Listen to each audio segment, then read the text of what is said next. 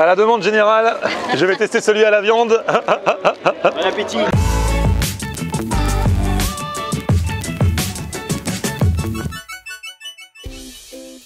Salut tout le monde, bienvenue, nouveau vlog aujourd'hui, j'espère que votre été s'est bien passé, il n'est pas fini, et même si c'est la rentrée pour certains, sachez qu'on va prolonger les vacances.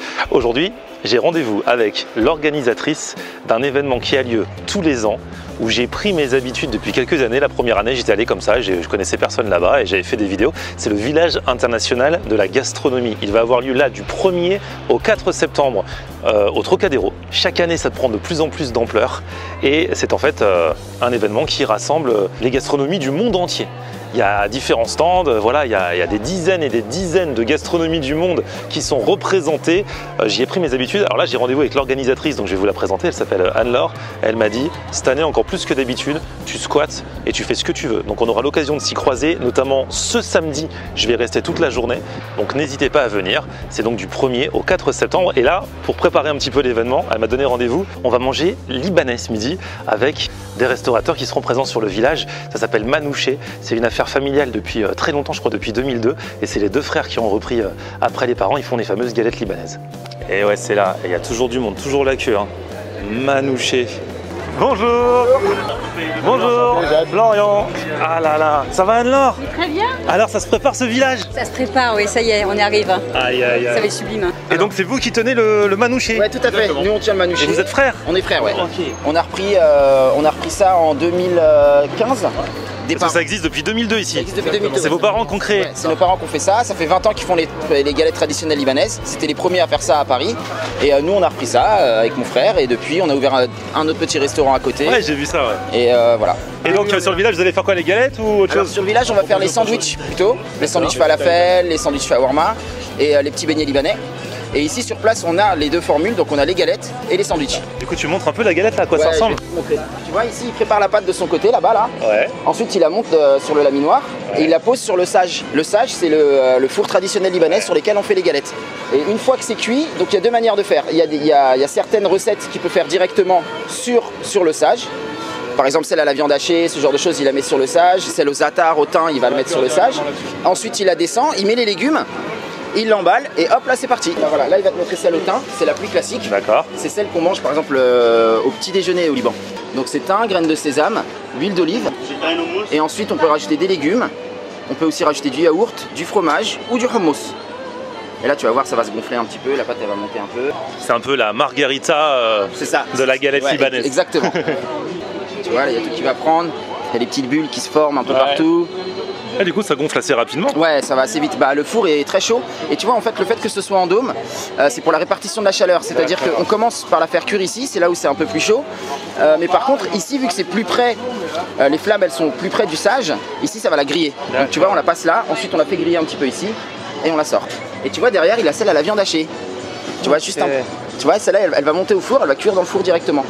Donc des fois on utilise seulement le sage et des fois on utilise les deux en fonction des recettes. D'accord. Donc tu vois les légumes c'est tomates, menthe, olives et concombre. En toute simplicité. Toute simplicité. Mais la cuisine libanaise tu sais c'est ça, c'est assez simple.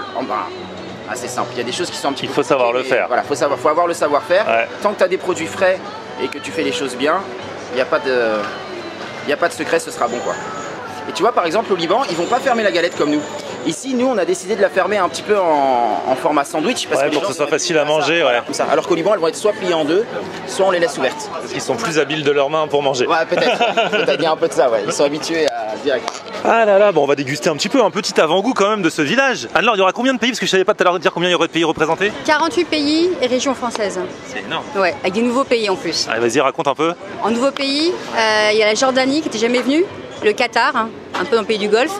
Et puis après, on a l'Ukraine qui vient et la Bulgarie. Après, c'est tous les anciens, dont nos Libanais, qui sont là depuis le début. Voilà, c'est notre famille. Tout ce qui est tous les pays latinos, genre le Pérou, tout ça. Le Pérou, le Venezuela, le Mexique, Cuba. Continent africain aussi. Continent africain, pas mal. Le Congo, la Côte d'Ivoire vient avec un truc assez important cette année. Ouais, ils veulent se mettre un petit peu à l'honneur. Puis il y a l'honneur l'Indonésie. Avec une journée spéciale. Ouais, le samedi, journée spéciale le samedi et Brésil le dimanche. Et donc dès maintenant on commence les incantations pour la météo.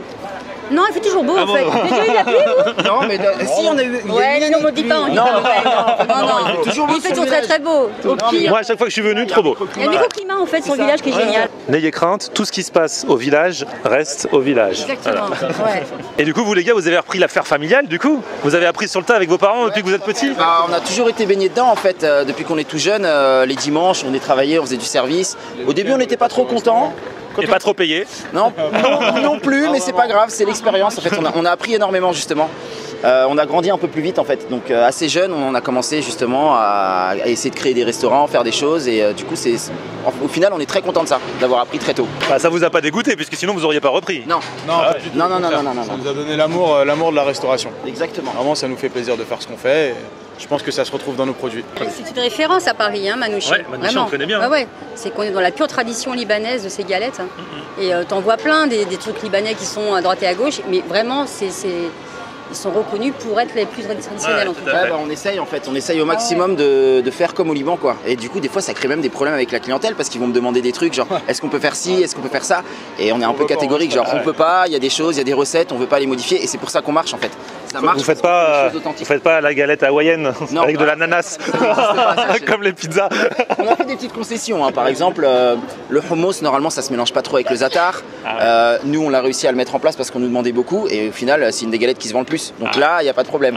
Et Tu vois, pourquoi dans ça ce se genre de mélange cas. pas trop avec le za'atar? Bah c'est juste que traditionnellement ça se faisait pas. D'accord. Et en fait c'est très bon. C'est-à-dire que moi maintenant j'aime bien. Ouais. Mais Il faut le goûter. voilà. Des fois on a des trucs, il y a les puristes avec les recettes authentiques, c'est ça. mais des fois après la cuisine c'est aussi fait pour voyager au fil des migrations et tout ça et des inventions, et c'est pas parce que alors des trucs qui sont pas des trucs de puristes que c'est pas bon. Regarde par exemple moi chez les japonais, j'en parle toujours, mais les brochettes bœuf fromage de base ça n'existe pas au Japon, Ouais. et pourtant c'est trop bon. Et c'est un des trucs qui marche le mieux, c'est un des trucs qui marche le mieux, ouais, bien sûr.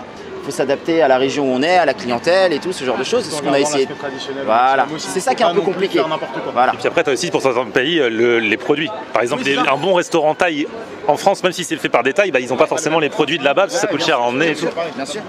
Oh là là là là là là là là. Et voici, donc là tu as la lahme vagine fromage extra. Donc viande de bœuf mélangée aux oignons et aux poivrons et tomates. Avec fromage halloum, un mélange de 3 laits, brebis, vache et chèvre, ainsi que tomates, menthe et olives. Et ici on a la galette traditionnelle labné zatar. Donc comme mon collègue expliquait tout à l'heure, avec la crème de yaourt en plus. Le mec c'est son frère, mais dans le boulot il n'y a plus de frère. Crème de yaourt en plus avec tomates, menthe et olives. Donc c'est vraiment rafraîchissant pour l'été.